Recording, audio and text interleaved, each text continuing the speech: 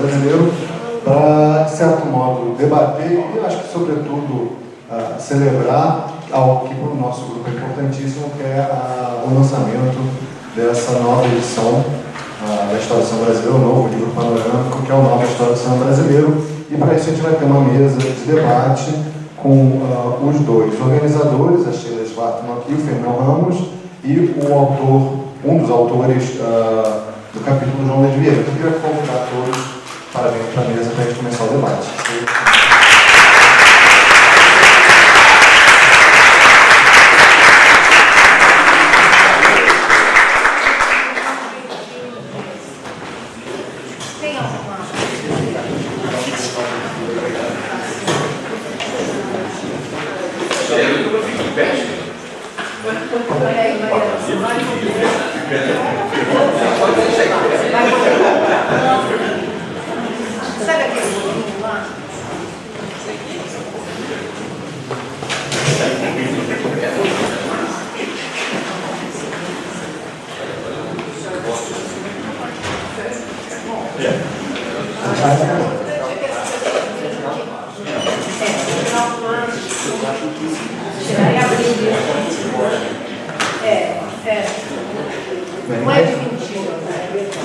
A ideia é que na mesa cada um fale um pouco, 10 a 15 minutos, e depois a gente possa abrir uma conversa, um debate, já que acho que a sala está repleta de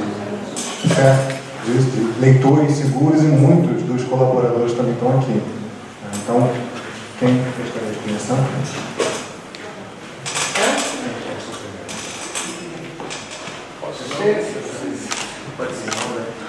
Sheila já falou bastante nas outras vezes, né?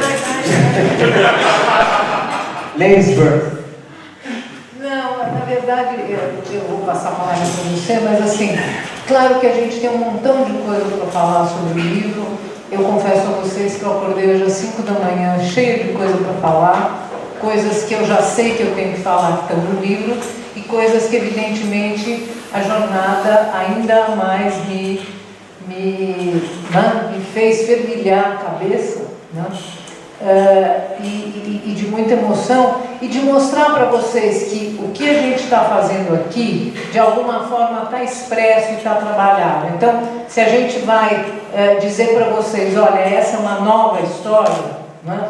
Ela é uma nova história porque ela dá continuidade a um livro que o Fernão organizou em 86, não é? E estava esgotado há muito tempo.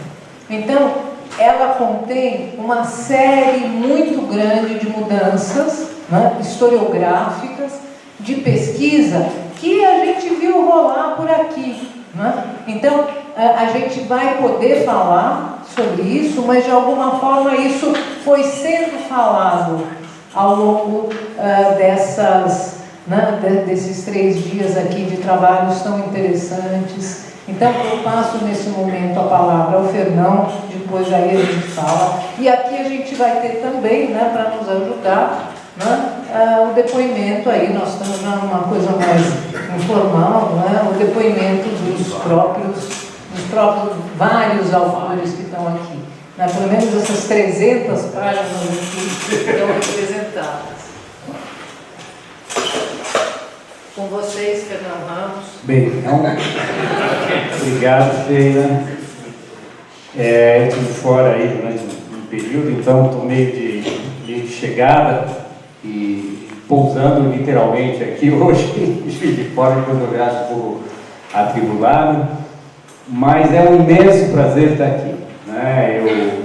Como eu faço, eu me sinto em casa, né?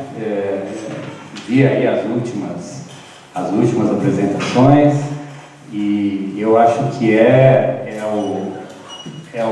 o meu que eu gosto. Eu de vez em quando, às vezes, posso até sair, dar uns voos teóricos aí, ailleurs, como dizem os franceses, né? Mas esse é o meu meio, né? Enfim, cinema brasileiro e a atualidade da pesquisa em cinema brasileiro. Então a gente trabalha com cinema, tem audiovisual, se vocês quiserem, né? Mas esse núcleo do cinema, e mais do cinema do filme, né? Depois a gente pode até falar, eu acho que a gente aqui, nós todos trabalhamos com filmes, né? Seja na internet, seja na televisão, seja em... E o cinema é um meio particular, né? Eu acho que ele é muito particular, né? É inter, mas tem a sua singularidade, né? E essa singularidade é o filme, né? Depois a gente pode até conversar sobre isso daí. Agora, o primeiro ponto que eu queria realçar do livro é que o livro é dos autores.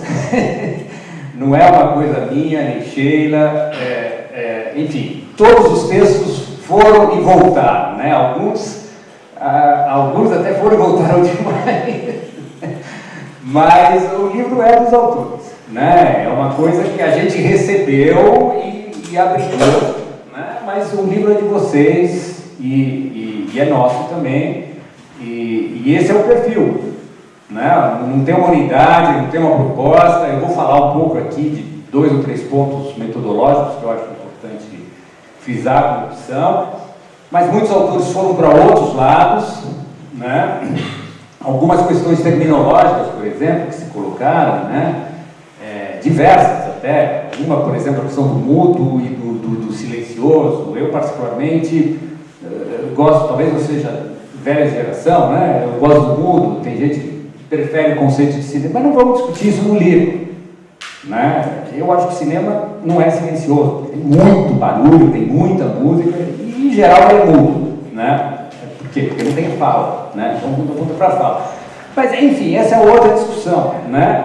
O que a gente fez? Os autores que quiseram usar silencioso ficaram com silencioso, os que quiseram usar o mudo ficaram com...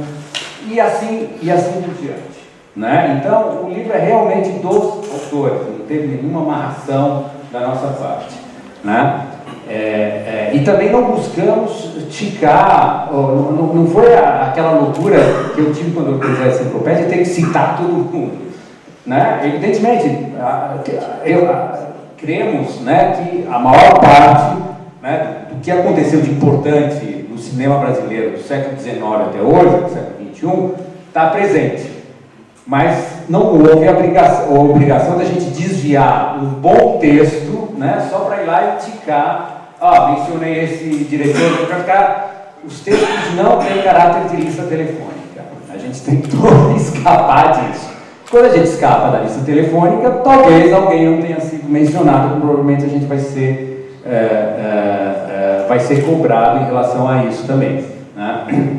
Agora, na medida que você sai dessa obrigação, você abre também para um lado do lado da pesquisa de cada um, de dar a ênfase que cada um quer dar, né? Então isso também a gente deixou em aberto, né? Outro ponto que eu gostaria de realçar, né, que eu acho que esse livro, nós temos algumas contribuições de críticos, que são poucas, né, mas esse livro tem sim um perfil acadêmico, e eu assumo isso sem nenhuma dificuldade. Acho que ele corresponde, né, não corresponde mais ao que a gente falava no final da geração Alex Vianney, Paulo Emílio, né, da chegada do cinema na universidade. Isso já aconteceu quando eu estava, acho que no primeiro ou no segundo ano das ciências sociais, que eu ia para a ECA, ele estava chegando o cinema na universidade, mas agora o cinema está na pós-graduação, que é diferente, né? Então, eu acho que esse livro é um pouco isso, né? E aí sim é que entra a questão metodológica, porque ele corresponde a um espírito de pesquisa, há um rigor na pesquisa, há um trabalho com fontes primárias, aberturas de arquivos, depoimentos, coleta de depoimentos, dados fatuais, né? Não se trabalha mais com memória, né? Como se trabalhou no passado, né? Enfim, é todo um método de pesquisa histórica, né? Que corresponde também a uma demanda acadêmica e que chegou nesse livro, né? Então, a gente lendo o livro tem esse perfil mesmo, né? A maior parte dos autores são professores universitários, não todos, né? E aí não teve nenhuma obrigação com esse recorte, né? Mas eu acho que ele representa bem a pesquisa que se faz na universidade brasileira e que na outra época, em 1985, 86, né, era muito mais pontual e principalmente não tinha esse conjunto de materiais que a gente tem hoje, né? Desde um boletim de um sindicato, um roteiro, uma planilha de produção, né? Documentos das bibliotecas, as grandes bibliotecas, né? que foram abertas e que de alguma maneira hoje estão presentes nas nossas cinematecas, nas nossas bibliotecas, nas nossas universidades, né? Agora, o diferencial, né? Para a gente ir direto ao ponto e também para não me alongar, né? Nós quisemos dar a modernidade desse livro, nós quisemos dar uma ênfase muito grande a questões, pedimos explicitamente a todos os autores, questões de gênero e questões raciais também, né? Então, a cinematografia negra, indígena, a gente buscou fazer com que ela estivesse presente e principalmente a produção feminina, né? Nos capítulos eu abri um bom espaço no Cinema Novo para pegar o que era possível, né? Onde foi possível a gente deu essa ênfase, assim como a produção, exibição e distribuição, né? Então esse lado autoral está aí, né? O cinema autoral, a figura do diretor, mas aquela cobrança que já existia antes, né? Não é só o diretor, né? É o ator também, estudos atorais, né? O fotógrafo, a questão econômica do cinema, que é tão central. A gente está trabalhando com uma arte que é cara, que envolve dinheiro, então cabe sim essa questão da produção cinematográfica é central e a gente teve essa preocupação, né? Agora, quando a gente abre para esse tipo de preocupação, né? Isso corresponde também a um eixo metodológico a partir do qual o livro foi desenvolvido, né? Por trás disso, e aí é uma outra discussão que a gente pode ter, né? Existe, pelo menos da minha parte, né? E aí eu estou falando em meu nome, porque o livro não foi baseado numa preocupação metodológica. Pelo contrário, eu acho que hoje a gente vive uma certa hipertrofia metodológica, um excesso de preocupação metodológica que impede as pessoas de discutirem e trabalharem com história de cinema brasileiro, entendeu? Então, eu acho que tem determinadas formas de se discutir metodologia e metodologia histórica. A Assembleia certamente não é esse fórum, não é o fórum adequado para isso. Agora, então a gente volta à possibilidade de se fazer uma história do cinema brasileiro, né? Algo que não está presente no livro, mas que a gente assume, evidentemente.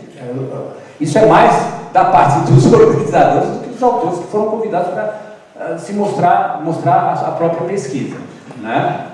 Então, a questão da historiografia clássica e do debate da historiografia clássica certamente está presente, né? Certamente está presente, né? E de uma maneira ou outra, a opção do livro foi trazer esse debate de gênero, esse debate racial, esse debate da produção, toda essa temática que veio, né?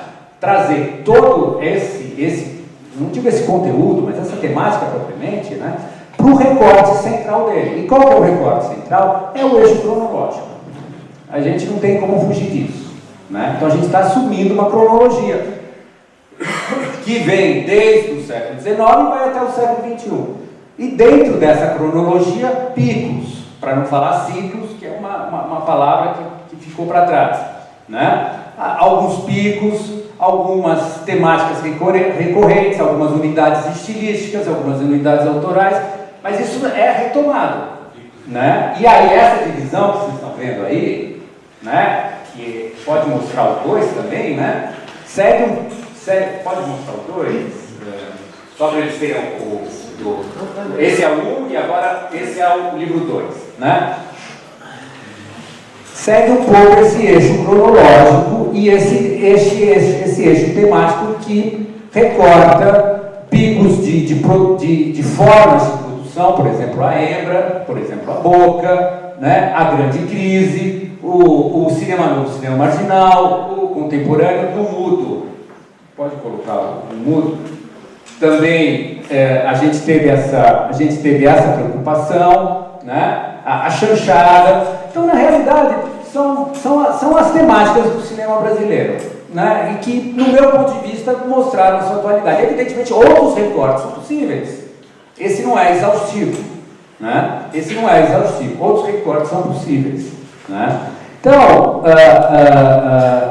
e a periodização, evidentemente, existem novos temas, né? Existem novos recortes, existem novos elementos que surgem, né? Mas ela se coloca dentro desse debate da historiografia clássica, né? No meu ponto de vista, né, só para encerrar, né, na realidade, o Jean-Claude, quando ele fala, o papel do Jean-Claude, na realidade, é um pouco de norte, né, para quem trabalha, no meu ponto de vista, né, para quem trabalha com o cinema brasileiro. Na verdade, ele deu o ritmo do século XX, né, ele deu desde Brasil em tempo de cinema, cineasta, imagem do povo, historiografia clássica do cinema brasileiro, né? Aí as pessoas ficam girando em torno disso, né? Por quê? Porque, evidentemente, ele começou com o Brasil em tempo de cinema, depois, cineasta, imagem do povo, que se trabalha com documentário, você não consegue sair da órbita, né? Cineasta de imagem do tempo, a gente também está em torno da órbita, a questão do popular está pelo menos até o final da retomada, aí, início do século XXI, porque a historiografia clássica do brasileiro, quando você organiza um livro desse, você também não consegue sair do debate, né? Então isso é o horizonte do cinema brasileiro, de se trabalhar com o cinema brasileiro no século XX, né? Ele começa, quais são os três eixos da historiografia clássica? É Paulo Emílio, né? Panorama do cinema brasileiro, 70 anos do cinema brasileiro, Viane, Introdução ao cinema brasileiro, e o Glauber, com a revisão crítica do cinema brasileiro, né? O Paulo Emílio é da primeira metade dos anos 60, é o último, né? Ele pega o material do Viane, discute, o Viane é 59 e o Glauber é 63, né? E no meu ponto de vista, Brasil em tempo de cinema, ela seria o quarto. E a historiografia clássica do cinema brasileiro é uma autocrítica que o Jean-Claude faz, né? Uma autocrítica que ele não pula fora, né? Ele vai e volta, mas continua lá, né? E na realidade eu vejo que o livro circula dentro desses dilemas também, né? Eu acho que a gente está nessa grande gravidade da tradição do cinema brasileiro, da qual nós fazemos parte, e daí vem também o meu prazer de estar aqui hoje com vocês, né? Eu não vou me alongar, né, porque a gente está no final, mas a questão do nacional eu acho que é só para mencionar, né, porque é a história do cinema brasileiro, né? Então acho que aí não está nenhuma exaltação nacionalista, nenhuma busca de uma singularidade, nenhuma busca de uma pureza nacional. Esse conceito de comunidade eu acho muito interessante para a gente contrapor, para a gente trabalhar o nacional, né? A questão do popular, da representação do popular passa, evidentemente, que é algo extremamente presente até hoje, né? O cinema brasileiro não consegue deixar isso para trás, é um disco riscado, né? Um pouco que eu desenvolvo nos meus textos, né? É uma questão extremamente presente hoje. E o que se centra nisso, aí seguindo o Paulo Emílio, que sempre teve preocupação com isso, né? É a fala, né? A gente faz cinema brasileiro porque a gente fala português. E aí a gente percebe como é importante a questão da fala, né? E aí eu sigo um pouco o Paulo Emílio no final da vida, né? Aquele gosto da fala, da fala. Existem outros gostos, evidentemente, eu não sou nenhum nacionalista fanático, mas ver as pessoas com gesto português, com corpo português, porque a fala faz parte do corpo, a fala nacional, né? Isso é cinema brasileiro. para mim. Isso é cinema brasileiro, e cinema brasileiro é cinema brasileiro, não é... Mesmo latino é outra coisa, né? Para não falar de americano e francês, etc. Né? É a fala do brasileiro, e daí que vem aquela coisa do Paulo Emílio, que é dura a gente ver a nossa cara, né? Porque a gente vê mesmo, né? Não tem saída, tá? Eu ainda ia falar um pouquinho da mídia, mas deixa pra lá, vou terminar aqui mesmo, tá? Obrigado.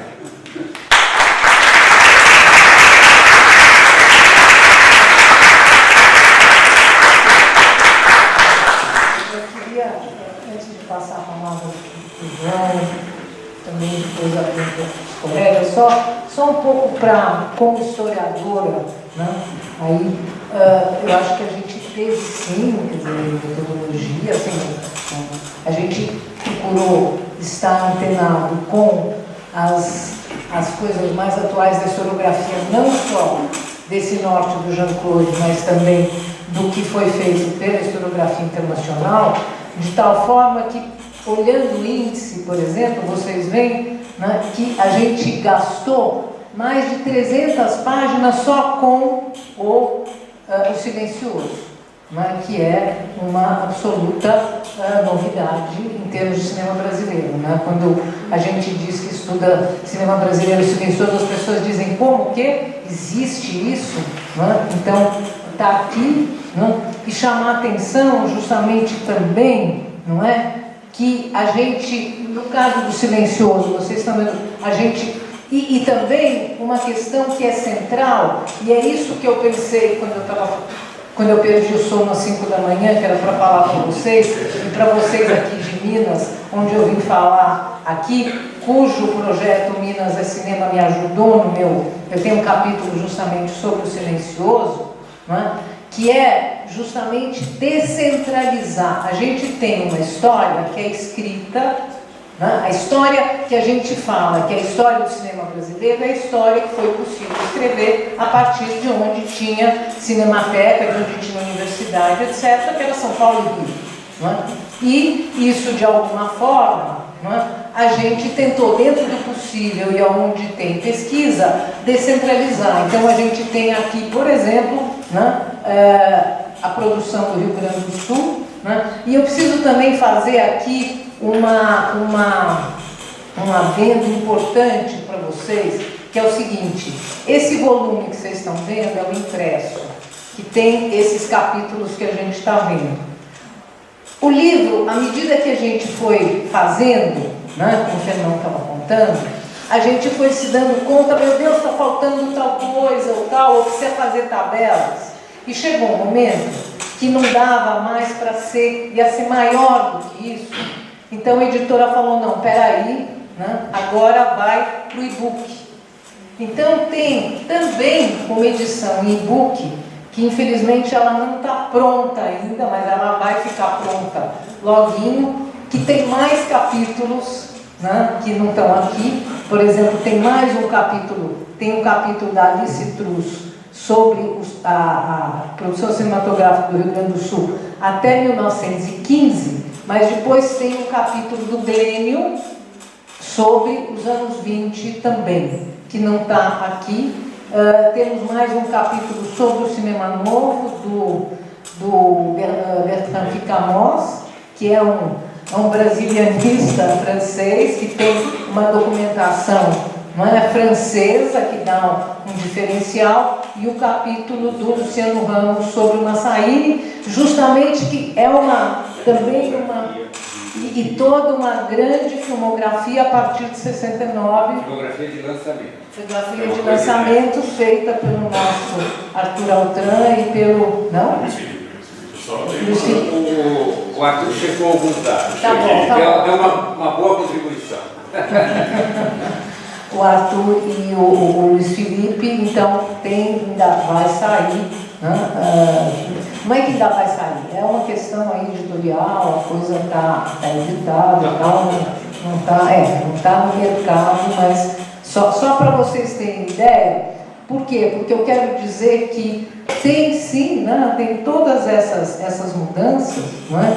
E, por exemplo, vejam aqui no 2, aí, nos estúdios independentes, né? Em geral, quando você chega nesse período, você trata da chanchada, né? Ela é um pouco rainha, né? E aí a gente colocou, então, o cinema independente, né, no Rio de Janeiro, a Veracruz e os estúdios, né? Mas também um cinema paulista para além dos estúdios, ou seja, esse pessoal todo, né, da Multifilmes, desses estúdios sai, quer dizer, é uma pré-boca, né, é esse trânsito que vai dar em produtos aí, tipo vigilante rodoviário, etc., né, até, digamos, se acertar na boca, que já vai estar aí no segundo capítulo. Uma novidade também, que é o documentário dentro da história do cinema, porque se a gente pensar o documentário, se a gente pega os manuais, né, de história do cinema, o documentário não entrava e ele passa a entrar também, né, com justo direito, e não temos cinejornal, até encomendamos cinejornal e acabou não dando certo, que também acontece isso, a gente também não tem tudo que a gente quer na vida. E falando tudo que a gente não quer na vida, é o seguinte: nós nos preocupamos com as mulheres, os negros, os índios. Não nos cobrem capítulos sobre o tema. Nós não fizemos isso. Até porque o livro começou a ser feito há 4 anos. E as questões não estavam candentes como elas estão hoje. Né? Então, são capítulos o quê? Que procuram jogar a luz onde é que estava, né? Quem é que estava fazendo. Mas não é, de maneira alguma, né, um livro que cobre a questão de gênero como a gente está tratando hoje. Tá? E depois, volta só um pouquinho, lá no documentário justamente tem o índice, né, então a entrada do Estado, né, e o índice aí tem um capítulo aí sobre educação rural e a participação econômica, a participação norte-americana, que me lembrou muito, né, e aí fez todo o sentido o que o Pedro nos disse hoje. É um programa, a educação rural é um financiamento americano, tem tudo a ver com o que você falou. Quer falar do segundo volume, Fernando? Só a questão do gênero e a questão racial, a gente se preocupou desde o início. Para mim estava claro isso, tanto que no primeiro e-mail que a gente passou para os autores, a gente pediu, mas o recorte do livro, a nossa opção metodológica em termos de organizar a história, não foi convidar para as pessoas escreverem sobre tematicamente, né? Então o eixo foi sempre o cronológico, né? Foi a ideia que é possível sim fazer uma história. Você pode questionar, na realidade a gente não quis deconstruir a história, né? A gente assumiu que se pode fazer uma história, né? Nesse sentido a gente passou um pouco ao largo do debate pós-estruturalista, por assim dizer, sobre a questão da história, né? Sobre a deconstrução da história, sobre o espírito, o grande espírito hegeliano da história. Enfim, essa discussão, né, que é uma discussão atual, né, passou ao largo, né, e a gente assumiu a possibilidade, né? E aí, nesse sentido, nós desembarcamos no eixo, né, dos períodos, da cronologia, evidentemente não de uma maneira simplista. A gente sempre tentou diluir, mostrar as passagens, que os recortes não são nítidos, são extensos, são mais curtos, etc. Mas o eixo está aí, né? Então foi uma opção, né? Nesse sentido não se coloca uma opção, né, de se pedir artigos temáticos, né? Só lembrando, por exemplo, que então lá no e-book tem o Massaíno. E aí depois eu vou convidar o pessoal para falar, mas de qualquer forma aí vem o Cinema Novo Marginal, que aí justamente a gente falava disso ontem. Aí o Fernão tem a visão dele, onde vocês veem, está no mesmo, né? Eles estão, né, os irmãozinhos aí.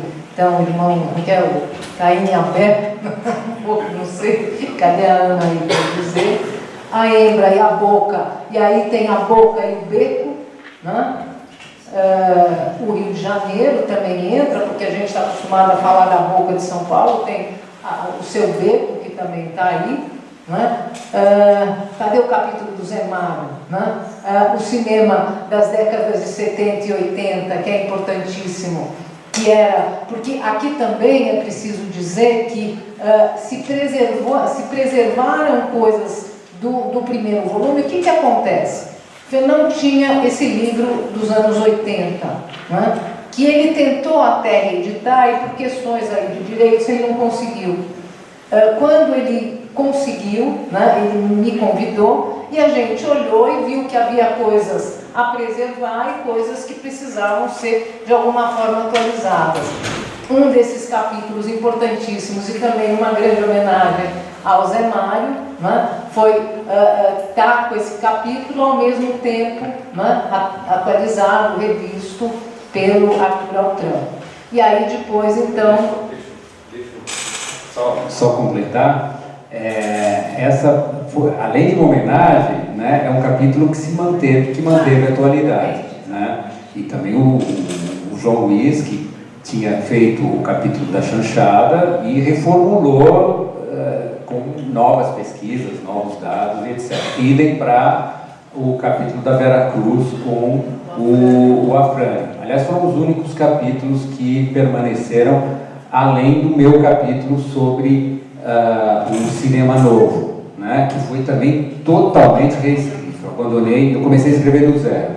Né. Só passa outra vez, por favor, só para eu colocar então essa parte, né, essa divisão, né. Então, a primeira questão do cinema novo, do cinema marginal, e aí a gente puxou o marginal que eu localizo historicamente, né? Esse foi o meu jeito de abordar o cinema marginal. A gente puxou para o experimental, uma coisa mais ampla, que às vezes é próximo do marginal, às vezes não. Eu sempre coloquei o marginal como uma coisa estilisticamente muito amarrada, muito fechada, com traços que não se repetem em outras estruturas que tensionam e questionam a narrativa clássica, né? Que a gente chama de experimental. Então, nesse capítulo mais horizontal do experimental, a hembra e a boca, e aí duas formas de produção, né, nítidas e claras, né, aí é o capítulo do Tunico, do Alessandro e do Luiz Alberto, né, essa parte é toda nova, né, enfim, o capítulo da grande crise que eu escrevi, né, com destaque para o fim simultâneo da boca e da hembra, né, que é algo realmente forte, e com esse lado da produção que eu chamo de pós-modernista, aí vocês vão ver o que é, e a retomada, né, também eu acho que é um período que tem os seus pontos fortes em termos de uma unidade, em termos da gente poder pensar o que é o cinema da retomada, né, sem querer traçar fronteiras nítidas, né, ou fronteiras. E aí o contemporâneo, mais uma vez a ênfase do documentário, que a Sheila lembrou muito bem, que percorre o livro inteiro, né, e que em outras histórias do cinema brasileiro, na historiografia mais clássica, muitas vezes fica ausente, né. A grande bilheteria, né, Sheila, a gente fez questão de dar o destaque, né, com crítica ou sem crítica, né, as comédias, os filmes, o sucesso do cinema brasileiro contemporâneo, que as pessoas esquecem, né? Os 120 longas por ano, e o cinema mais autoral que o Kleber escreveu. O Kleber está com a mão na massa lá em Tiradentes, né? E a ideia é efetivamente ele trazer essa produção recente. Isso. Então, com a hora de andar, eu vou ter um problema de hora daqui a pouco, tá? Já vou avisando que eventualmente eu vou ter que escapulir daqui. Mas eu quero, claro, agradecer o convite, primeiro dos organizadores, né, dessa jornada. Eu viria de qualquer maneira, mas foi genial estar aqui nessa mesa, e aí reagradecendo aqui o convite do Fernando da Sheila para estar nesse volume, e me sentindo muito honrado, assim, por, de novo, retomar um texto que eu publiquei, pesquisei lá 22 anos atrás, né, retomar agora, na verdade, há 20 anos, né, porque a gente entregou isso já tem algum tempo também. E dizer que, assim, é genial a gente olhar assim, 2 volumes, eu vi agora, chegou e fui logo pegar para ver se era também um livro de peso. E é de peso, os 2. E aí me lembrou do dicionário, né, da história, do dicionário da história do cinema brasileiro ali, e também os 2 volumes da teoria do cinema contemporâneo. Então a gente está assim, realmente numa linha de livros de peso. Ele se mantém. E aí o seguinte, quer dizer, o Fernando já colocou, eu vou tentar ser muito breve, porque eu até gostaria de ouvir perguntas, e tem as outras pessoas aqui também que participaram do livro, que também eu acho que deveriam estar aqui ou responder perguntas também, eventualmente. Mas eu queria só retomar o que o Fernando falou e falar um pouco do que foi o meu recorte, tá? O recorte já estava dado, que era um texto de 1986, tá? Exatamente o mesmo nome ali, A Chanchada do Cinema Carioca repetiu o título, né? 1930, 1950, o final da década de 50. Então você tem, este é um recorte, tá? O recorte é esse aqui, não tem como fugir, está ali, né? Mas eu, dentro desse eixo cronológico que percorre o livro todo, eu procurei nessa divisão dar destaque a novos interesses meus, interesses pessoais, né, de uma diversificação de pesquisa, por exemplo, né, e também alguns temas, sim, algumas coisas, por exemplo, essa questão racial, ela ganha ali um peso através, repara, dentro desse percurso aqui, eu pincei ali Oscarito Grande Otelo, para falar de questões de assimilação, de questões de racismo, de um embate, de uma espécie de competição entre os 2 maiores cômicos desse período aqui, né, pelo menos da Atlântida. Então tem, assim, quer dizer, eu acho que esses, assim, hoje de manhã eu levantei, fiquei tentando lembrar, porque eu também não tinha o livro ali, e lembrar pelo alguns deles, só para falar muito rapidamente de algumas coisas que eu acho que estão presentes ali de uma nova maneira, ali dentro, se a gente olhar para o texto de 86. E o porquê disso até? Então, por exemplo, tem ali, logo no início, tem uma argumentação em torno do desejo de construção de uma indústria de cinema. Então, história do cinema brasileiro, essa ideia da indústria, esse sonho, né, de se fazer um sonho, uma utopia aparentemente perene, né, de um desejo nosso. Então, tem ali algo interessante. Ali, né? Esse viés e outros que vão aparecer, que eu não vou apontar aqui porque não tem tempo e não é um painel para falar do meu capítulo, eu quero acreditar aqui que nesses 20 anos, né, muito dessas mudanças tem a ver com interesses pessoais de pesquisa, diversificação de interesses e principalmente um contato com novas gerações de pesquisadores, a maioria deles, ou boa parte, meus alunos e ex-alunos hoje, alguns estão aqui também, e é uma provocação, quer dizer, você de repente, como professor, você tem que responder a determinadas demandas, a determinados interesses, isso é muito bom. Então isso para mim, assim, na minha vida mesmo, né, isso tem assim, uma importância absolutamente fundamental, e eu acho que isso é um reflexo desse interesse aqui. Então, por exemplo, coisas que vieram de uma maneira assim, esse aqui, a questão da indústria, isso foi motivado por uma mostra,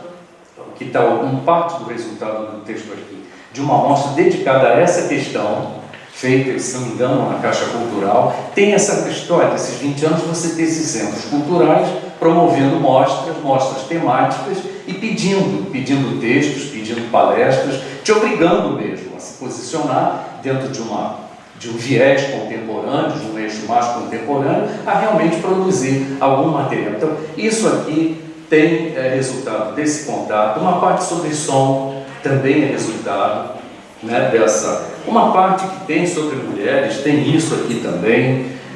Aí tem um interesse, aqui e ali vocês vão perceber, por exemplo, que tem nomes de cinemas. É uma coisa que eu gosto, entende? Que eu me interesso, pesquiso. Então, de repente, assim, tem algumas linhas sobre o Cine Alhambra, entendeu? Coisa que não tinha lá no outro.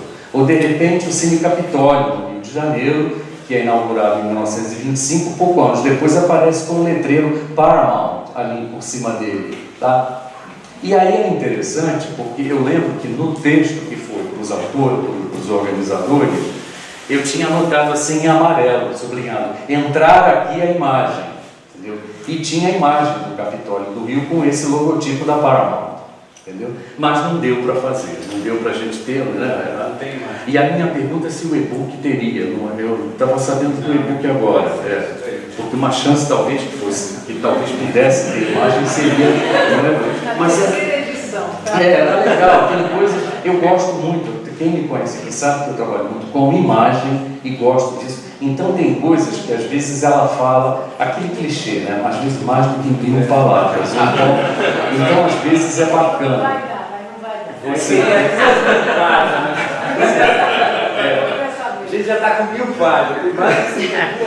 enfim, aí, então por exemplo. A gente deu precedência, a editora deu ao Texto, claro.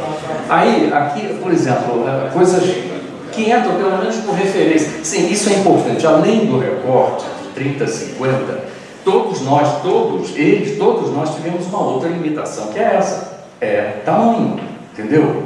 Então, eu às vezes, nunca fui muito pressionado por eles até me deixaram um pouco mais, mas eu sabia que eu tinha um limite de tamanho. Então, o Fernando fala que e chega, não tem tudo, não adianta que não vai ter. Então, por exemplo, hoje eu vi aqui a Luciana falando da Guanabara Filmes. Não tem a Guanabara Filmes ali, não, entendeu? Mas tem a Febo, claro, tem a Sonofilmes, óbvio, tem a Brasil Vita Filmes, tem a Maristela, tem a Cinelândia Filmes, que não tinha em outras histórias, entende? Então tem, assim, alguma coisa que eu acho interessante até agora, quando se falava, pelo menos nesse período de cinema de estúdio no Brasil, eram 3, assim, na historiografia mais clara, não, sabe? É Cinédia, é Atlântida, é Vera Cruz, é isso, entendeu? Então hoje aqui está lá Maristela, entendeu? O Rafael fez um trabalho dessas mostras sobre uma outra, a Maristela não, hoje aqui foi Multifilmes. O Rafael fez o trabalho da Maristela e outros, entende? Quer dizer, essa história, não adianta, tem ali os 2 volumes fechadinhos, lindos, bonitos. Igual. Isso. Os livros estão ali, dá a impressão de que é uma história pronta, e ainda chama nova história. Oba, nova, vai durar um bom tempo. Não vai durar muito tempo. Mesmo com esse nome ali e essa coisa fechada, a história, todo mundo sabe, ela é dinâmica, ela não é mumificada, ela não é congelada. Então, não adianta, vão ter sempre coisas novas, e bom que tenha, entende? E questionamento do nosso trabalho, ótimo, que venham, entende? Sugestões, eventuais correções, né? Provocações para a terceira edição daqui a 20 anos.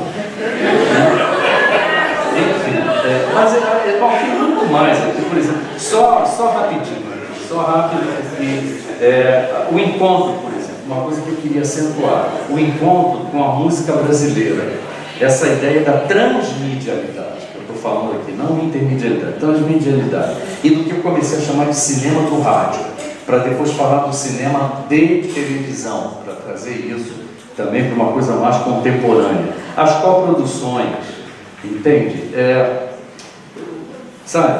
O reforço, por exemplo, há uma ideia, isso é importante, eu acho, que vem aqui e de um contato de orientação, uma tese, né, que eu orientei aqui, que é o reforço à ideia de consolidação de um cinema de gênero no Brasil.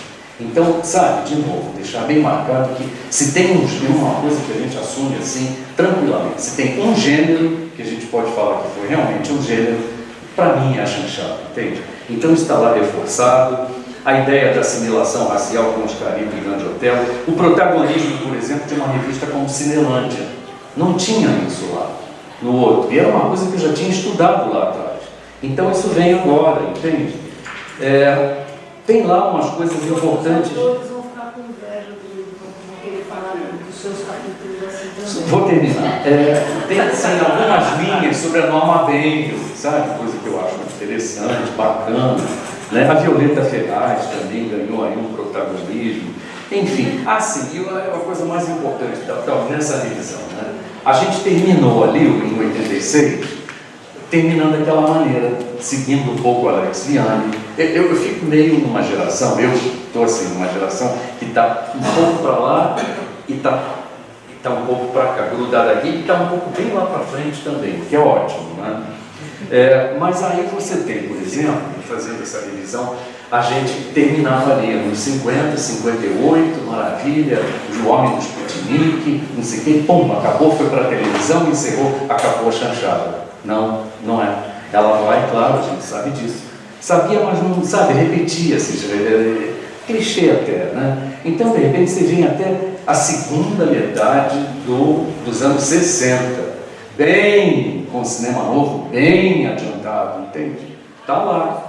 Bom mesmo é Carnaval, Bom mesmo é Carnaval, 67. Carnaval Barra Limpa, 1967. 007,5 no Carnaval, 66. Aí você pensa só aqui no Carnaval, que é um tema do cinema brasileiro, né? Aí vem lá Rogério Sganzella, 1970. Carnaval na Lama, né?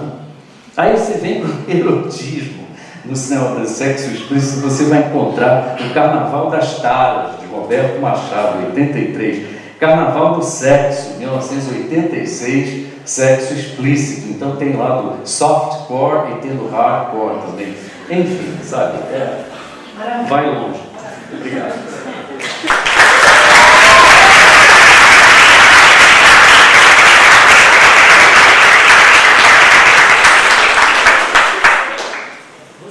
Agora eu queria abrir de uma forma, como a Sheila afirmou e propôs, de uma forma bem informal, comentários, perguntas, mais comentários, questionamentos, perguntas, né? Ninguém está aqui para responder, mas o microfone está aqui. Posso dar uma sugestão? Posso dar uma sugestão? Pode. Deixar alguns autores que quiserem falar um pouquinho. Pode ser. Então tá. Pode começar você. Eu sou autor do capítulo Cinema no Rio de Janeiro e coautor, junto com o Carlos Roberto de Souza, do capítulo A Chegada do Cinema Sonoro ao Brasil.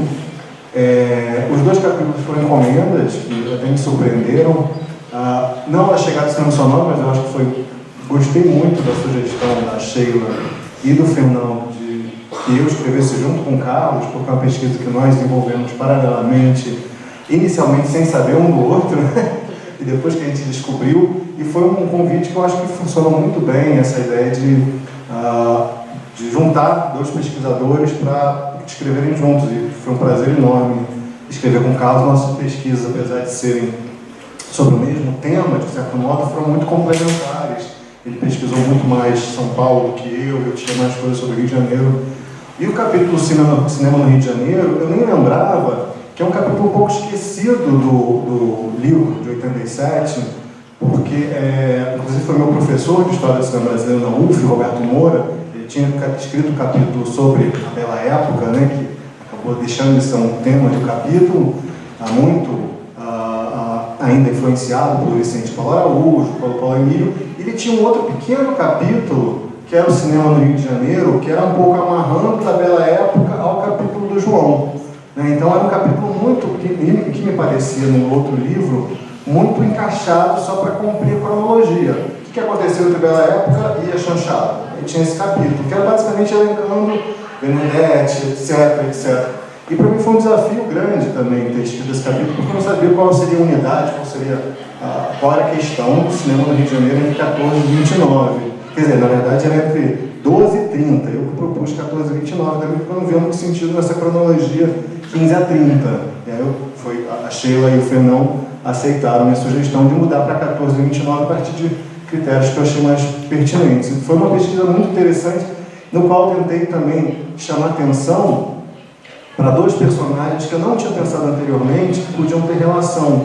Eu tinha uma pesquisa da tese sobre os seriados, que foi importante, mas eu não tinha pensado essa relação entre o Antônio Leal e o Lulu de Barros. Sempre foram vistos com personagens de capítulos diferentes. Antônio Leal pela época, Lulu, dessa produção que vai da década de 10 e vai até os anos 70. E aí, a partir dessa provocação, foi muito interessante surgir essa ideia, que tem relação muito grande com o que a Luciana apresentou hoje. Então, acho que, falando um pouco do que o João comentou, das produções entre 87 e agora, muita coisa a gente tem feito por encomenda, né? Sobretudo para mostra. O capítulo do Luiz foi publicado parte do Walker Beco, essa mostra que o João falou, e às vezes esses convites são muito desafiadores e surgem muitas coisas a partir daí, dessa provocação, para você sair da zona de conforto, não escrever algo que você já pesquisou mais ampliar, repensar recortes, temas que têm relação com essa pesquisa, mas não foram o tema principal. Então, eu agradeço o convite e passar para outra autor. Foi o Carlos Roberto que você mencionou? Pode ser, né? Eu menciono o outro e passa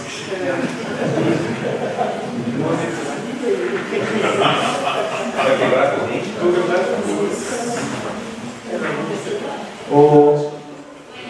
Eu gostaria só de dizer para o Rafael também que foi um prazer muito grande escrever junto o capítulo da chegada do cinema sonoro no Brasil.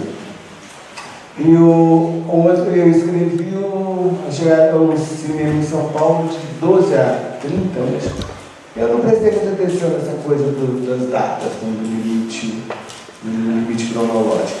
Agora, foi um desafio muito legal, porque, diferentemente de pegar coisas que já tinham sido escritas, fazer uma compilação, juntar coisa e tal, eu resolvi fazer uma outra coisa. Eu resolvi fazer uma pesquisa dos temas que já tinham aflorado e tal, em textos já publicados, mas daí eu falei, tá bom, esses temas existem. Agora, o que me interessa mais? O que é que caracteriza o cinema em São Paulo nesse período? Aí, graças às digitais, as bibliotecas digitais da vida e tal, deu para aprofundar bastante e desenvolver alguns temas que me interessam particularmente, que é os circuitos de exibição em São Paulo, as salas de exibição, o que foram as principais salas de exibição nesse período em São Paulo. Aí então, de repente, um papel importantíssimo que teve o Cinema Central, que foi inaugurado em 1919, antes do República, depois do República, não sei o que, essas coisas assim. Como é que se davam esses negócios cinematográficos em São Paulo? Esse tema deu para perpassar o capítulo inteiro. E também o papel da imprensa cinematográfica. Como é que ela surge, o que caracteriza um ou outro momento, como é que é a relação não dá para falar em crítica cinematográfica, não, são os cronistas cinematográficos, como é que é a relação deles com as manchas de produção que vão aparecendo, manchas sobretudo de ficção, porque é coisa de documentário e jornal é permanente esses anos todos. Né? Então, esse desenvolvimento foi muito recompensador, eu acho que foi muito recompensador. Depois teve alguns embates com os revisores da Multicura, mas e eu acho que o resultado, eu não vi o resultado impresso, eu não tinha visto nem os volumes, então alguns eu acredito que eles existem, estão aí. Então eu agradeço o convite, acho que foi uma boa colaboração. Bom, eu fui muito interessado pelo desenvolvimento que o Samuel faz nesse tema, mas como ele não está presente, então quem Luciano. eu acho que sim, eu acho que se tem dúvidas de Campinas, aliás, está inserida no São Paulo. São Paulo, aliás, não é São Paulo capital, é São Paulo, estado de São Paulo. E essa cronologia ela foi dada quando acaba o Zé Inácio. Não. Só pra... Estou dizendo que não foi assim, né? Eu, na minha carreira, quando eu escrevi, eu não prestei atenção. Porque você não teria começado dia 1º de janeiro de 2012.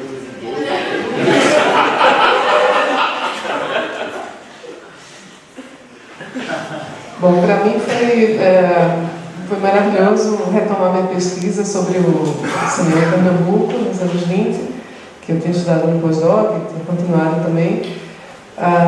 Deu para sistematizar um pouco mais essa pesquisa e explorar alguns aspectos que para mim eram muito importantes e que tinham sido pouco destacados nas histórias anteriores, que era, por exemplo, a produção documental, principalmente uma produtora anterior, chamado Ciclo do Recife, que foi a Pernambuco Filme, porque a gente tem preservado os filmes realizados por essa produtora, que estão muito mais interessantes, pensar a trajetória, fazer um pouco de análise fílmica também. A questão da crítica também, que é um ponto que eu sempre estudei bastante, que nesse momento em Recife surge uma geração expressiva de críticos de cinema, portanto incorporar não só a produção, a exibição, a questão das salas, mas também do pensamento crítico que já vai se formando na cidade naquele momento. Agora, em relação a isso que o João falou, realmente é muito dinâmico, as coisas estão se renovando e aparecendo novos estudos, novas informações o tempo inteiro. Recentemente já tive conhecimento de pesquisas sobre o começo do cinema em Pernambuco, que na verdade parece que nem foi em Recife, foi em Caruaru. Então novas pesquisas estão vindo e que reformulam o que a gente já fez e o que a gente vai fazer. Mas acho que, e também pensando nessa, tem bom, que eu considero contribuições, mas também o que eu queria chamar a atenção de como, bom, posso falar pelo meu trabalho, é tributário de trabalhos anteriores. No caso do tema, o cinema em Pernambuco, não sei, 1930, alguma coisa do Paulo Emílio e, sobretudo, da Lucila Bernardet. O trabalho que a Lucila fez primoroso, o que a gente tem acesso à monografia dela, que depois ela continua a fazer essa pesquisa, né, Carlos? Mas é primoroso, coloca muitas informações e muitas sugestões também de caminhos a serem seguidos de pesquisa, e eu segui alguns desses caminhos que a Lucila aponta. Acho que é basicamente isso. Eu tenho que chamar outra pessoa, vamos ver, Zé Inácio não está, Alice não está, Luciana já foi. Não posso passar para a Sheila, que a Sheila já passou, já falou. Vamos lá, eu vou passar para o Luiz.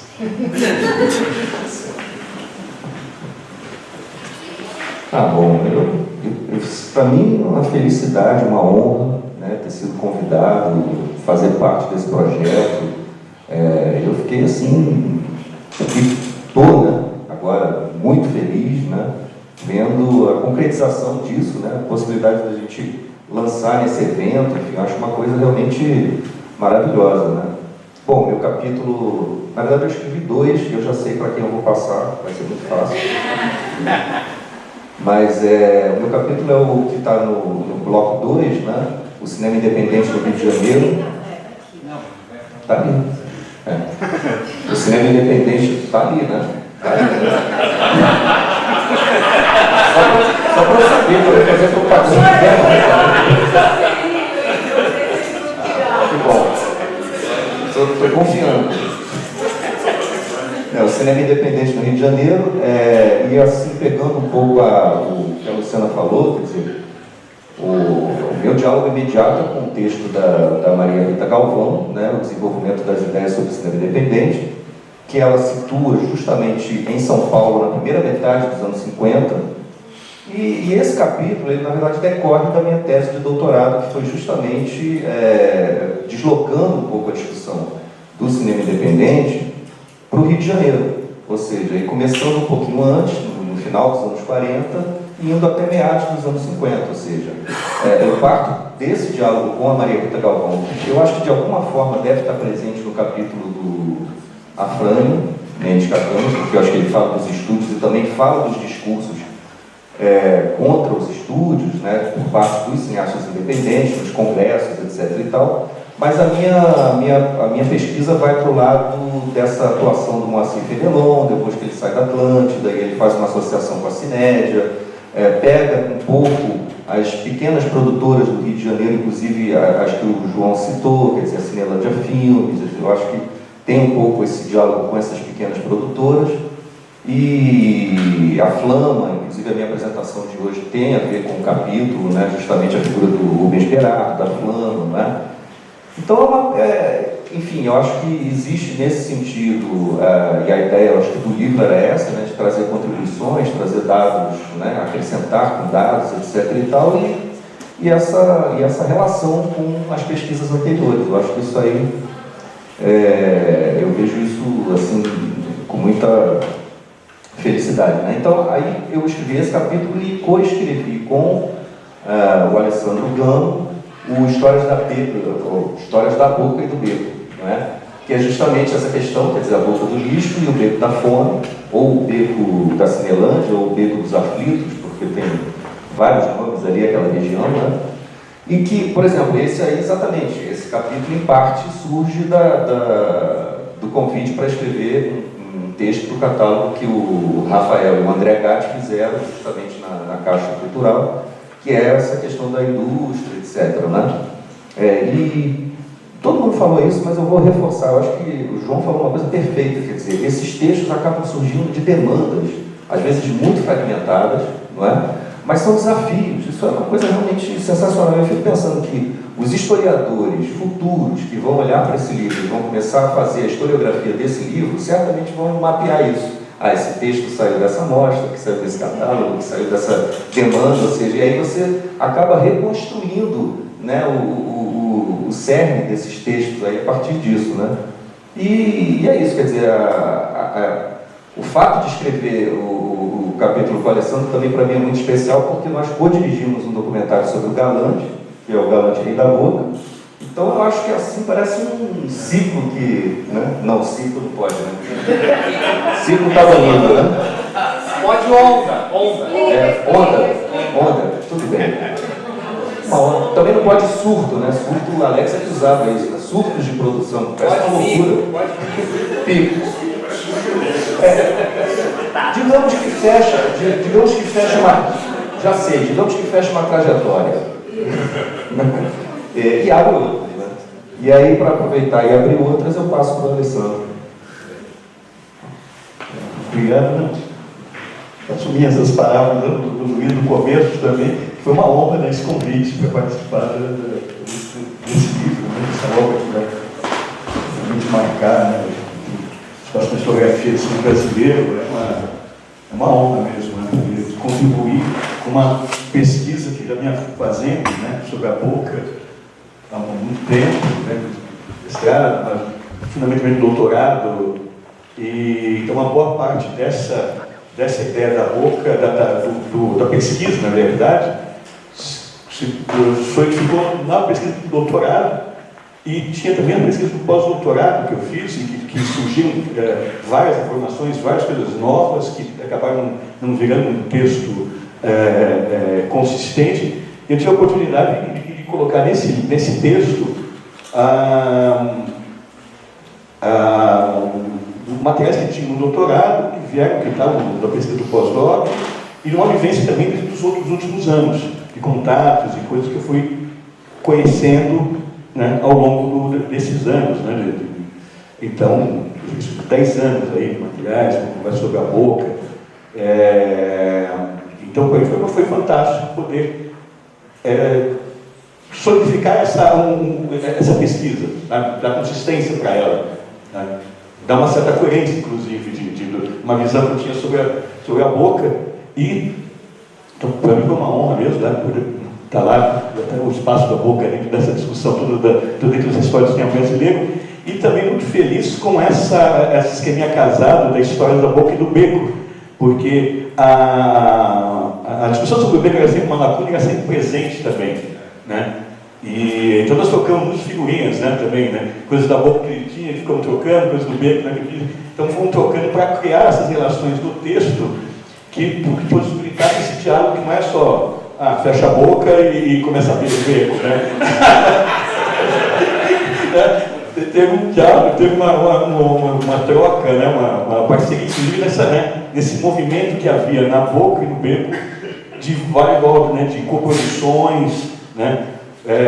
Acho que conseguimos avançar também nesse aspecto, né, de pesquisar também que ponto que é, certas pistas que nós tínhamos em relação entre a boca e o beco, conseguimos avançar nisso, atrás de dados, informações. pesquisas também que estavam paralelas, que tinha alguns resquícios e tal. Então eu fiquei muito contente também com esse livro e também com o resultado agora, né? Poxa, né? Esse livro. E só complementando essa ideia que eu também na parte do Luiz, dessas demandas, né? Que você falou que historiadores vão pegar esses textos e identificar em outras obras menores. E não só vai identificar, como vai perceber trajetórias de pensamento, a evolução ou não de certos movimentos intelectuais e como eles vão dialogando com o seu tempo. Né? Porque também vai a partir só não é acumulativo, né? Mas vem a partir de trocas e percepções, discussões que nós temos outras pessoas. Então, também, dentro dessa perspectiva do futuro, as pessoas vão poder mapear, entender a história também nesse movimento, né, dos textos, na narrativa. Então, e agora...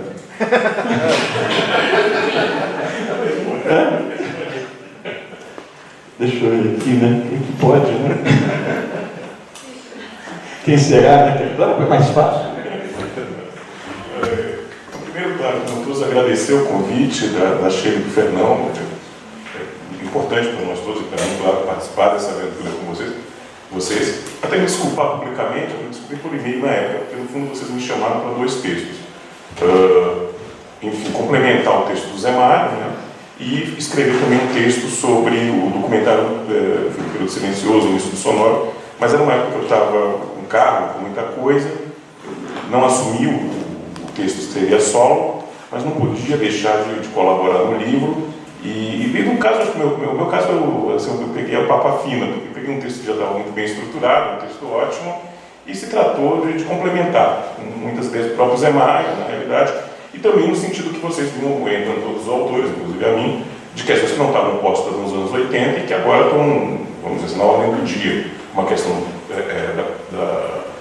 do negro no cinema brasileiro, das mulheres, etc. Isso, enfim, é algo que está complementado agora com esse capítulo. Foi um trabalho, mesmo assim, claro, difícil para dar conta do texto do Zé Mário, e instigante, porque eu tentava, algumas pequenas coisas foram retiradas do texto, porque já não faziam mais sentido nesse momento, ou porque eram da lógica do volume anterior. Isso eu discuti até, acho que mais com o Fernando que com o Sheila, por e-mail, então mas havia uma preocupação também de não ferir a lógica do texto antigo, espero ter dado conta, e também desenvolvi algumas coisas que já eram questões que o próprio Zé Mário levantava, por exemplo, a questão do cinema jovem, já estava lá no texto dele, mas claro que se desenvolveram muitas pesquisas depois, inclusive com orientandas dele, como a Zuleika, até citada no capítulo agora, Zuleika Bueno. Então, foi um trabalho ótimo, muito agradável de se fazer, importante.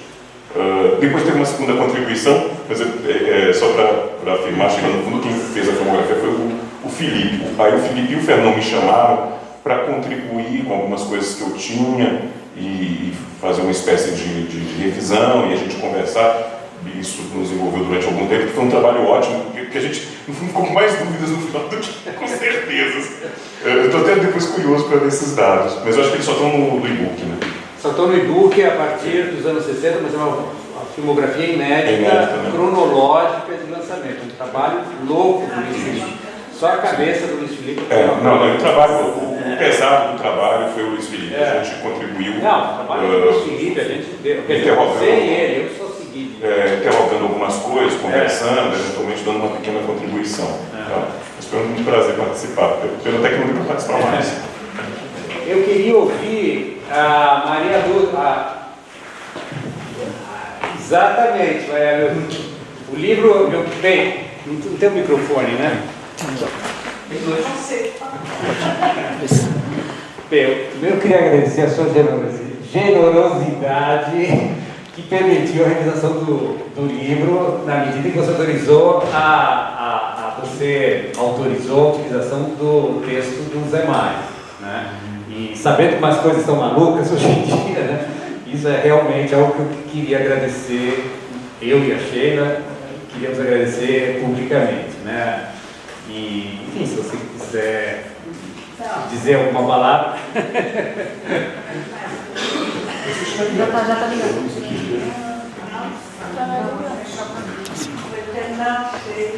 Todos. Tem, sou eu que agradeço.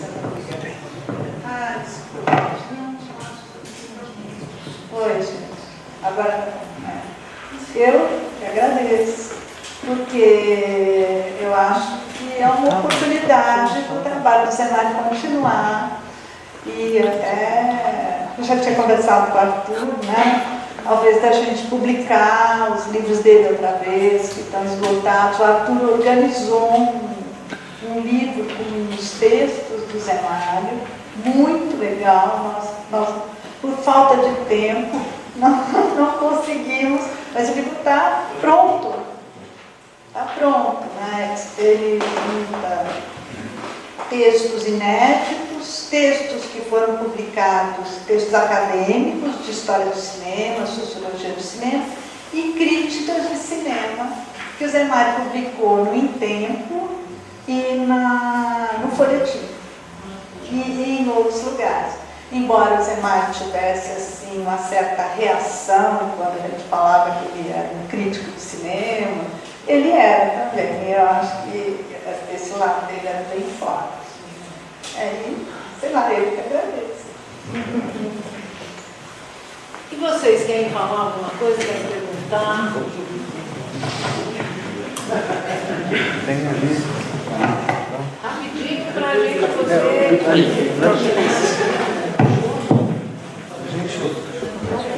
Eu diria mais 10 minutinhos de perguntas, colocações, perguntas rápidas. Primeiramente, é uma grande alegria, né, estar aqui nesse momento tão bacana, né, esse lançamento. Realmente a história do cinema brasileiro é necessária, uma nova releitura, uma reinterpretação, a atualização, na verdade, nessas linhas de convergência, né, que aqui cada um dos pesquisadores, né, cada um numa onda, né, nesse cinema surtado, né, e enfim, é muito bacana. Agora, uma observação que eu estou doido para ler o livro, ter acesso a todos os volumes, mas uma questão que eu acho fundamental é capitular, e eu não sei em que linha, eu sei que a UFMG publicou bastante coisa, Federal lá de Porto Alegre, enfim, e mesmo em São Paulo, mas o cinema de animação brasileiro tem uma história assim fantástica, e eu particularmente tenho esbarrado em algumas novas publicações, né, que eu acho fantástica ter um cuidado, um olhar também, convidar alguém específico para contar uma história, né, concisa, obviamente, do tamanho que a editora permita, mas eu acho que cabe aí as experiências brasileiras que também cabem dentro da questão Maurício de Souza de estúdio, e também o cinema carioca independente de animação, né, o berço da animação brasileira, a questão lá do Sul com a guerra, então quer dizer, mais contemporâneo. Eu acho que também poderia estar aí dentro dessa atualização muito importante também. Mas eu quero parabenizar, sem dúvida nenhuma, o que já está aí, né, materializado, sem dúvida nenhuma louvável, tá bom? Uma contribuição aí.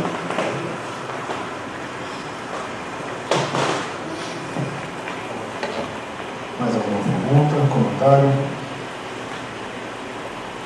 Só que eu acho que não foi comentado, acho que tem que comentar, mas uma atenção para o capítulo de cinema experimental. Também uma vertente assim, brasileira, que nem sempre é contemplada, e que a gente tem um capítulo apropriadamente intitulado Fragmentos de uma história de cinema experimental. sim, vou experimentar mais bem. O Guilherme Ramos e o Lucas Moraes.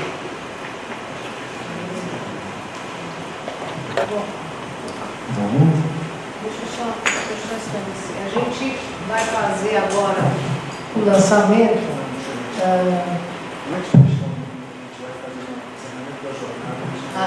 Tá, não, mas então só vou dar uma informação. Quer dizer, infelizmente parece que chegou mais do volume 2 e menos do volume 1. A gente tem 15 exemplares.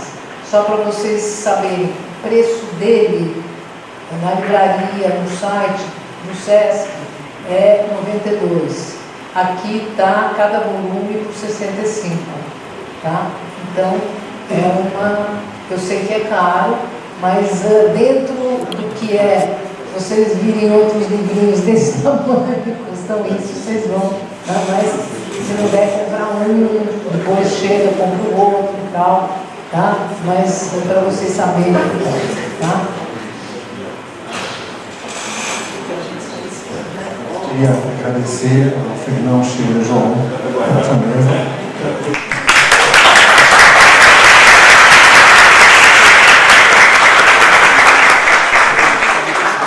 Antes da gente ir para o lançamento e venda do livro, a gente queria chamar o Luiz e a Luciana para a gente fazer aqui o encerramento oficial dessa segunda jornada de estudos de história do cinema brasileiro, que está se encerrando agora.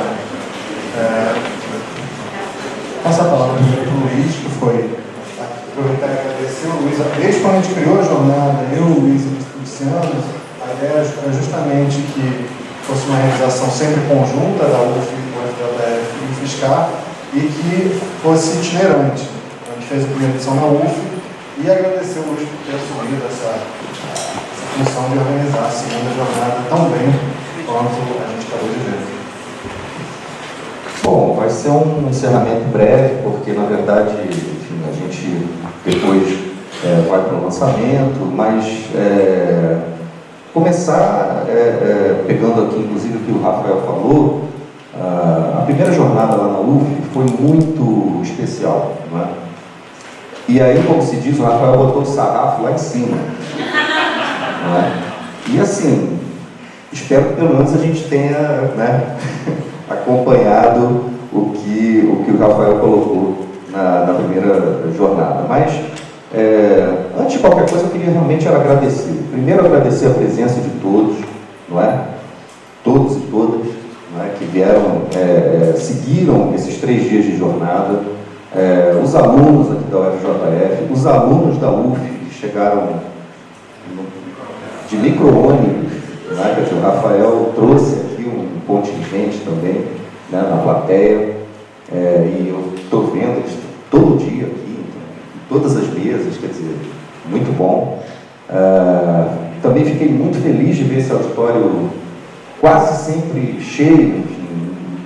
Acho que no primeiro dia foi quem encheu mais, quase lotou, mas assim, uma presença sempre muito bacana, né, dos alunos, enfim, dos presentes. Queria agradecer muito os participantes, né, todos os que vieram aqui, né, e que apresentaram esses trabalhos fantásticos, né, que vocês viram. Fazer alguns agradecimentos também mais institucionais, mas que são importantíssimos, não é? Então eu queria, e eu sempre esqueço, então por isso que eu faço cola, queria agradecer então, primeiramente ao programa de pós-graduação em Arte, Cultura e Linguagens, aqui do IAD, que, enfim, possibilitou a produção desse evento, não é? Inclusive possibilitando a vinda, trazer alguns dos convidados, não é?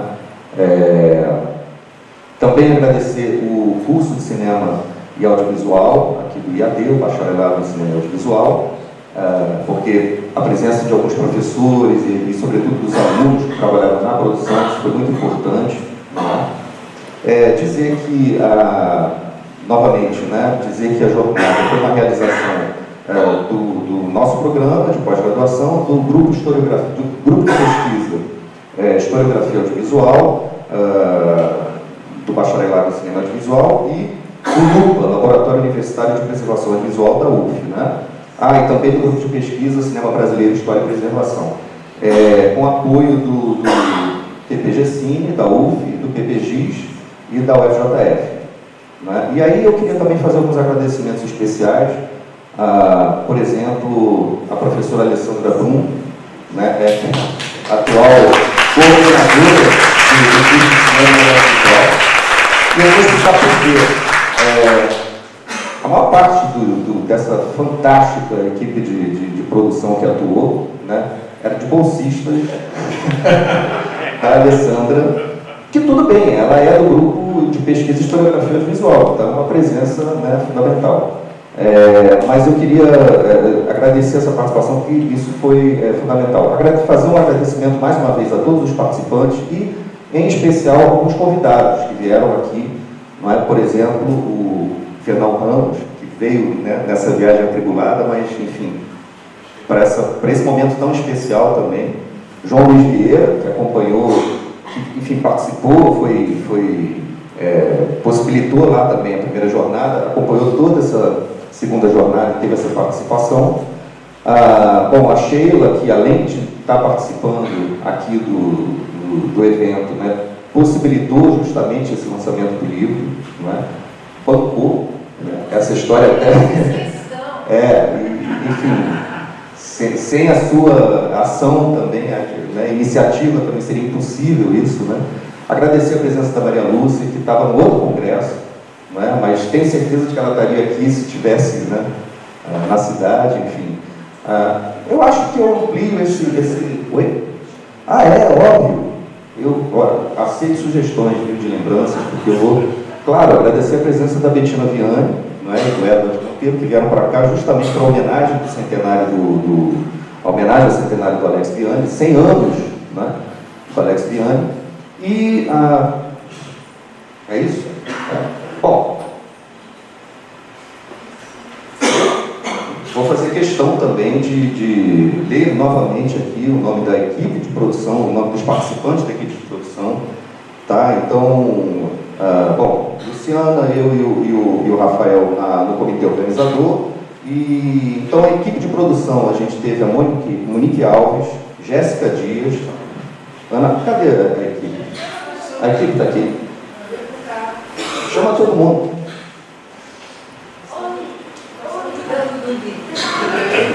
Estão trabalhando. A Jéssica preocupada. Mas quem puder vir.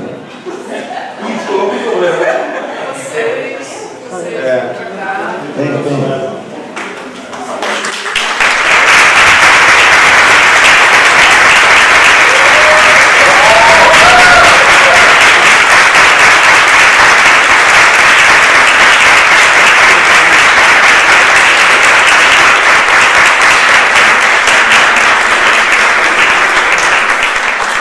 Bom, eu queria fazer um agradecimento muito especial mesmo, sabe? Assim, eu estou emocionado com o trabalho que vocês fizeram, tá? E aí eu queria citar o nome, então, de todo mundo. Na equipe de produção, Monique Alves, Jéssica...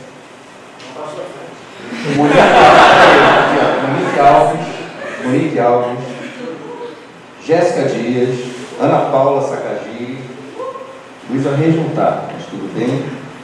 Pedro Vaz Pérez, que é da UF, ele está bem, né? Thaís Araújo Freitas, na equipe de produção. Paulo.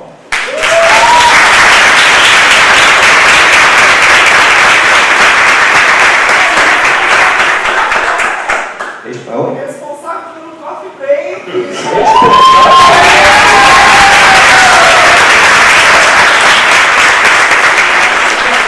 Depois eu faço com o nome dos apoiadores. Temos aí o registro. Com a Fernanda Castilho, não sei se ela está. Ela está possível, né? No trabalho de assessoria e comunicação.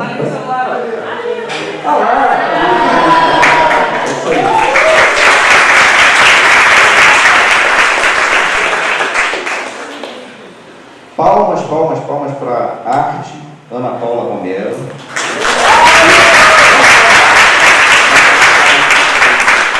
Equipe de audiovisual, que foi coordenada coordenada pelo Luiz Boquino, e tem a participação responsável pelas pílulas que vocês viram aí ao longo da jornada. Não só, né? Pela vinheta também, enfim, por todo esse... Né? Sim, eu vou ler o nome de todos vocês e vou apontar. Bruna Shelby Correia. Lucas Alexandre. Jorge Melo. Ana Paula Neves. Carlos Velho.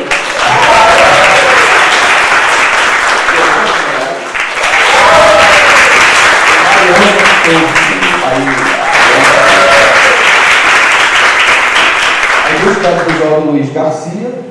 O site foi feito pelo Eider Leves e pelo Glauber Mota, já desde a primeira... Até o Glauber participou da jornada. Né? E a gente teve então apoio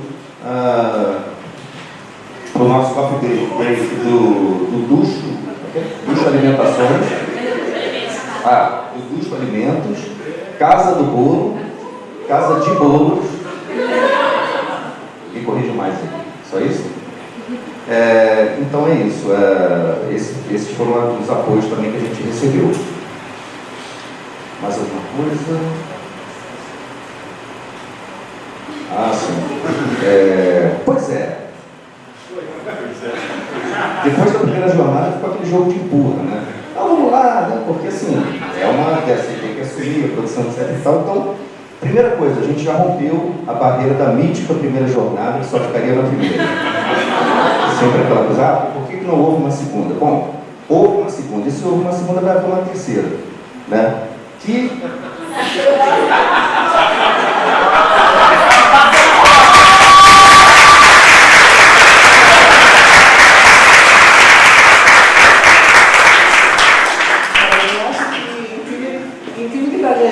Não se mexe. A jornada no Rio, maravilhosa jornada aqui, você tem que continuar assim.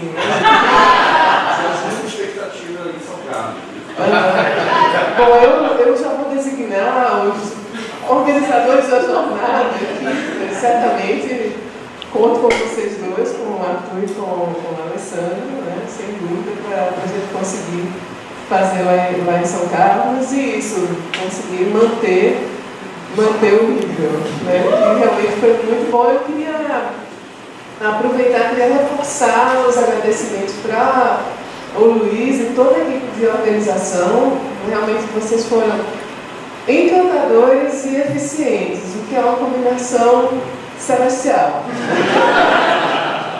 Muito gentis, sempre resolvendo tudo, foi fantástico. Eu agradeço muito a vocês.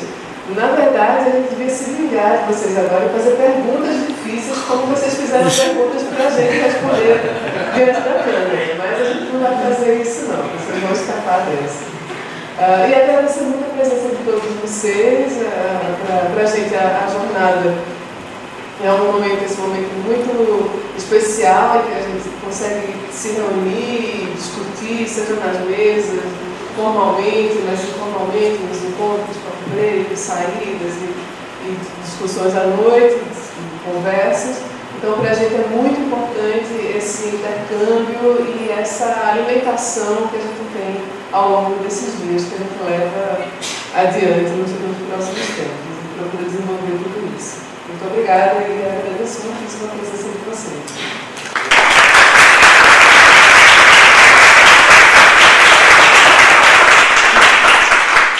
Gente, é só um recado aqui especial que eu até vou ler, porque eu acho que tem né? Luiz, avisa no final, pessoal, que trouxemos uma bebidinha para comemorar este lançamento. Dani.